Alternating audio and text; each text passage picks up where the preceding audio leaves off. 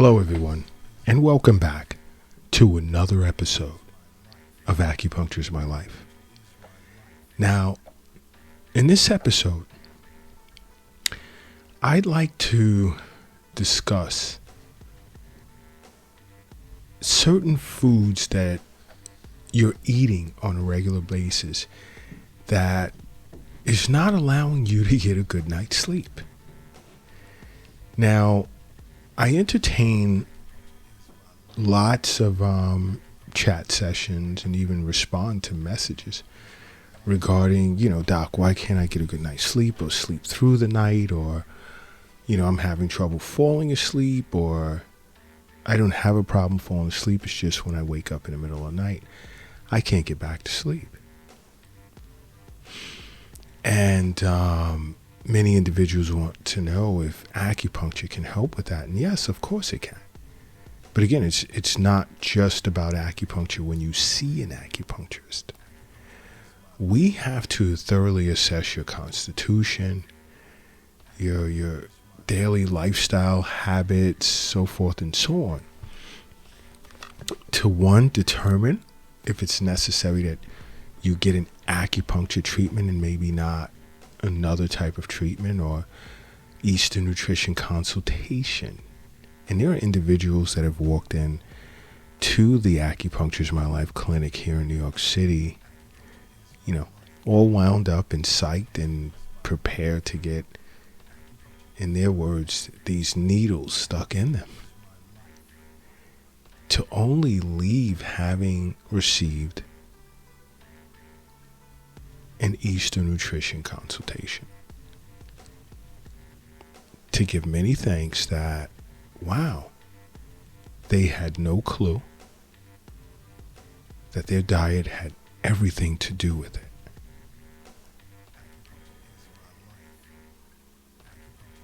There's so many reasons why I say it's important to sit with an acupuncturist.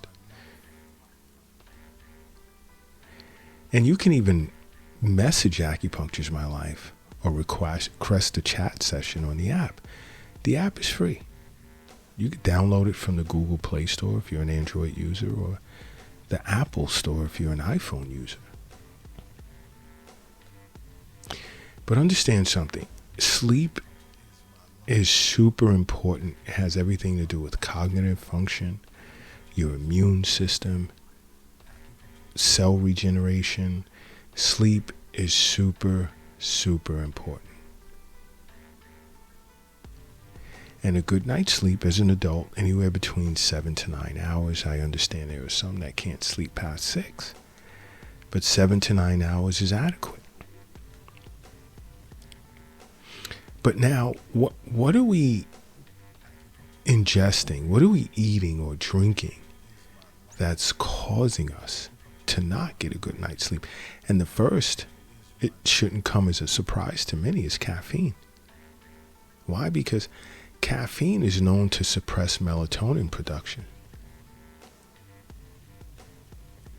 And it also blocks receptors for a chemical in our body called adenosine, which basically induces sleepiness. So now, when both are affected as a result of drinking too much caffeine in the way of coffee or even some of these energy drinks, put them down. You don't need them. You see your acupuncturist for regular wellness visits. You won't need an energy drink. You won't need anything before a workout. You won't need anything as a quick pick-me-up during the day. But caffeine is a huge contributor. Another, I've said this over and over, is alcohol. And I know that there are going to be those that are saying, well, alcohol allows me to fall asleep easier and much faster. And I've gotten that in a few messages on the Acupuncture is My Life app. But guess what? The quality of your sleep is going to be poor. Because when the effects of alcohol wears off,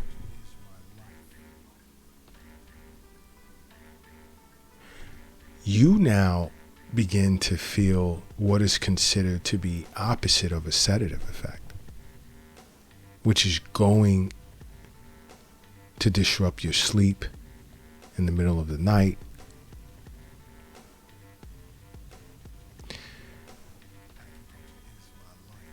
And in the middle of the night, when your sleep is disrupted, now you're messing with the stage of sleep that's tied to memory, mood, as well as learning. Yes.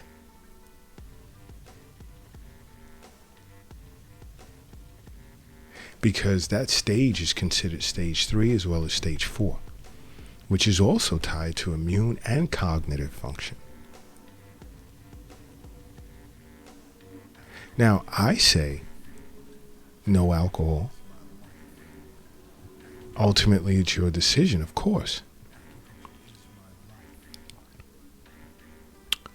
But reduce it as much as possible and try not to consume alcohol at least 3 hours before bedtime. Now, another is sugar. Sugar, I say over and over. I mean, unless it's pure granulated cane sugar. And my thing is if you can't take the sugar cane yourself and granulate it, then there's still some question in what you're buying. But you can look at cane sugar, and you should be able to tell if it's pure cane sugar or not. But the consumption of sugar, especially excessive amounts, do not allow you to get into as deep a sleep in which you should. And yes, it's going to wake you up in the middle of the night. Along with the fact that sugar is responsible for inflammation. And this inflammation tends to throw off your circadian rhythm. But you're not going to get a restorative sleep eating too much sugar or the quality of sugar that you're eating. Because you have to keep in mind, health is wealth. The wealth is not in the bank. It's not in the safe.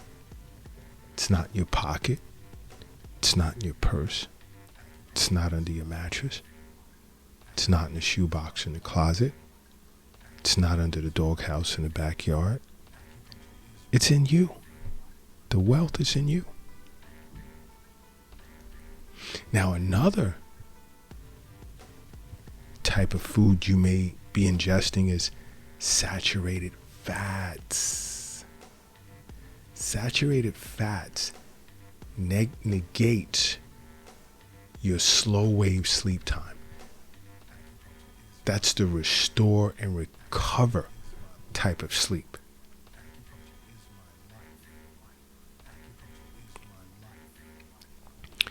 You are what you eat.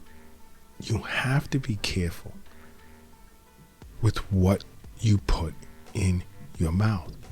This is why you must see an acupuncturist on a regular basis, or even contact Acupuncture My Life if you can't find or don't have or live in New York City an acupuncturist.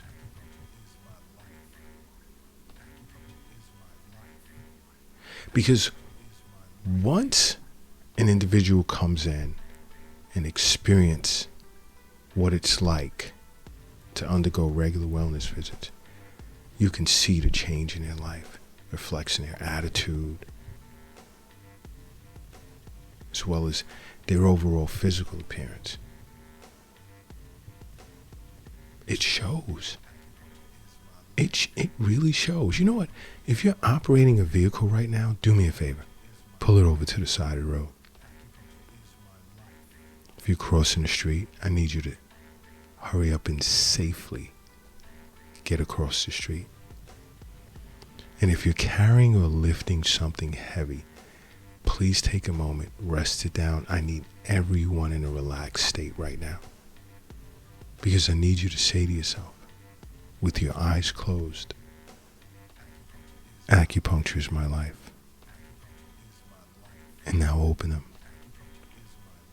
Boom. You are now brand new. And brand new you are.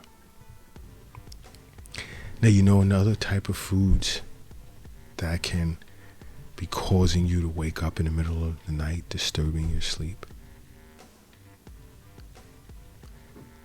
Spicy foods. Oh, I know many of you are rolling your eyes right now. Just like ready to be like, nah, I'm not hearing this anymore. But yes, spicy foods. You know, because spicy foods raise a person's core body temperature.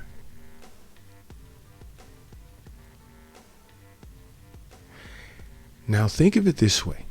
If your core body temperature is going up and you're going to bed, and your core body temperature normally drops by several degrees when you're sleeping,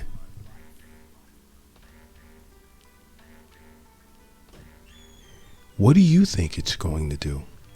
What do you think it's going to do? Take a second and think about that. Have you ever or have you ever known of anyone who would wake up night sweats, wake up sweating and don't understand why? Or even young ladies, I'm not going through menopause or anything. Why? Why?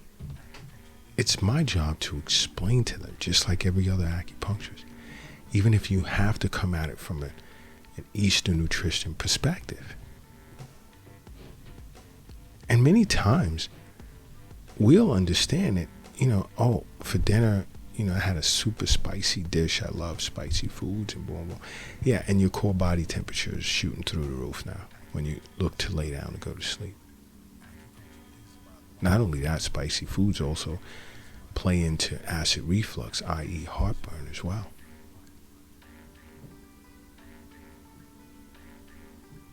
So think about potentially cutting back